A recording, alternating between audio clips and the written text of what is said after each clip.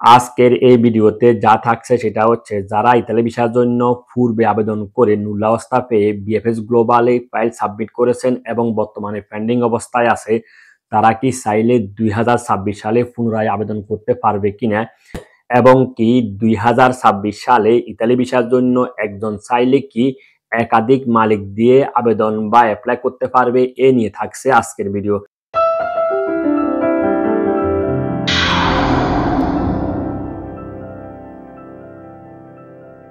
আসসালামু আলাইকুম রাহমাতুল্লাহি ওয়া বারাকাতু। দেশ ও প্রবাস থেকে যে যেখান থেকে দেখতেছেন সবাইকে জানাই শুভেচ্ছা ও স্বাগতম। সঙ্গে আছি আমি ফয়সাল ইতালি থেকে। আশা করি বন্ধুগণ যে যেখানে আছেন শান্তিতে এবং নিরাপদে। আপনাদের সকলের সুস্বাস্থ্য ও দীর্ঘজীবন কামনা করে আমি আমার আজকের এই ভিডিওটি শুরু করতে যাচ্ছি। আশা করি বন্ধুগণ সম্পূর্ণ ভিডিও জুড়ে আপনারা আমার সঙ্গে থাকবেন ইনশাআল্লাহ। কথা না বাড়িয়ে চলুন শুরু করা যাক আজকের এই গুরুত্বপূর্ণ ভিডিওটি। প্রথমে আমি কথা বলবো যারা কিনা পূর্বে ভিসার জন্য আবেদন করে মূল্যাবস্থা পেয়ে বিএফএস গ্লোবালে ইতালি ভিসার জন্য ফাইল সাবমিট করে পেন্ডিংরত অবস্থায় আছেন, তারা কি চাইলে 2026 সালে কি পুনরায় আবেদন করতে পারবে এই প্রসঙ্গে? হ্যাঁ বন্ধুগণ, এটার উত্তর হচ্ছে 2026 সালে আপনি চাইলে আবেদন বা অ্যাপ্লাই করতে পারবেন, এতে করে কোনো সমস্যা নাই। আর এর জন্য আপনাকে একটি কাজ করতে হবে, সেটা হচ্ছে আপনার অতীতের মূল্যাবস্থার মাধ্যমে যে বিএফএস গ্লোবালে ফাইলটি সাবমিট করেছেন এবং যে ফাইলটি পেন্ডিংরত অবস্থায় আছে সেই ফাইলটিকে আপনাকে ক্যান্সেল বা উইথড্র করতে হবে। তারপর আপনি 2026 সালে ইতালি ভিসার জন্য যে কোনো ক্যাটাগরিতে আবেদন বা অ্যাপ্লাই করতে পারবেন একজন ইতালিয়ান মালিকের মাধ্যমে। যদি বন্ধুগণ আপনারা এই কাজটি না করেন তাহলে ভবিষ্যতে আপনি সমস্যায় পড়তে পারেন। তাই বলবো যারা কিনা পুনরায় 2026 সালে ইতালি ভিসার জন্য অ্যাপ্লাই করতে চান তারা কিন্তু প্রথমে আপনাদের পূর্বের ফাইলটি উইথড্র করবেন, পরবর্তী সময়ে আপনি এখানে পুনরায় ফাইল সাবমিট করবেন ইতালি ভিসার জন্য।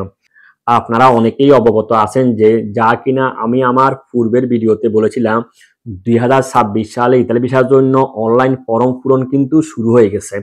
আপনারা চাইলে একজন ইতালিয়ান মালিককে দিয়ে আপনার নির্দিষ্ট ক্যাটাগরিতে আপনার অনলাইন ফর্মটি পূরণ করে রাখুন এবং কি পরবর্তী নির্দিষ্ট ক্লিক দিতে আপনি আপনার ফাইলটি সাবমিট করতে পারবেন ইতালি ভিসার জন্য।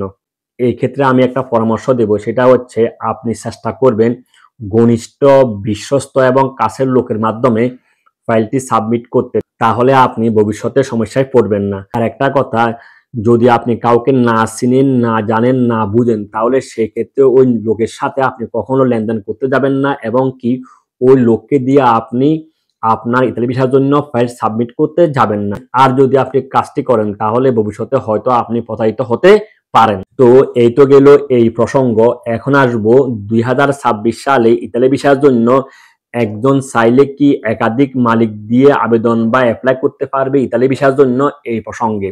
এটার উত্তর হচ্ছে আপনি একজন ব্যক্তি একাধিক মালিক দিয়ে আবেদন না করাই উত্তম। আপনি চেষ্টা করবেন একজন বিশ্বস্ত লোকের মাধ্যমে একটি আবেদন করতে। যদি বন্ধুগণ আপনি একাধিক আবেদন করতেই চান তাহলে সেক্ষেত্রে আপনি আবেদনটি করতে পারেন।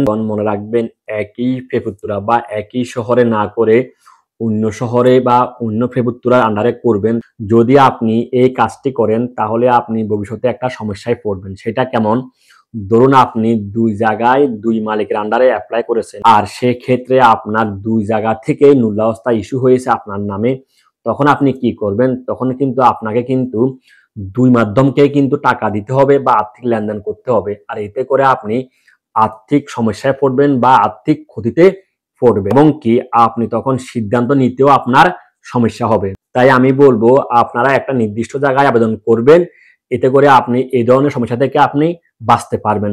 আমি এই ধরনের একটা সমস্যা পূর্বে দেখেছি আর এই জন্যই আমি ওই সমস্যাটা আপনাদের সামনে নিয়ে এসেছি, যেন আপনারা এই কাজটি না করেন বা এই কাজটি করতে গেলে যেন আপনারা কয়েকবার চিন্তা ভাবনা করে কাজটা করেন বা আবেদনটি করেন। তো আমার প্রিয় ভাই বোন এবং বন্ধুগণ, আমি চেষ্টা করেছি আমার আজকের এই ভিডিওতে অত্যন্ত সমসাময়িক দুইটি গুরুত্বপূর্ণ বিষয় নিয়ে কথা বলতে।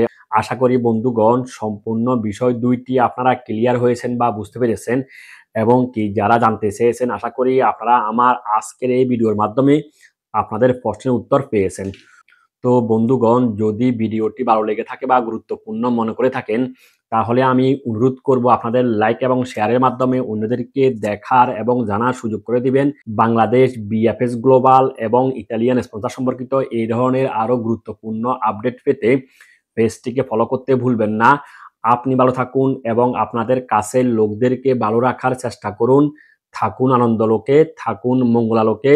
আপনাদের প্রত্যেকের জীবন যেন হয় শান্তি এবং আনন্দময়। দেখা হবে আরেকটি ভিডিওতে। সেই পর্যন্ত আল্লাহ হাফেজ। আসসালামু আলাইকুম ওয়া রাহমাতুল্লাহি ওয়া বারাকাতুহু।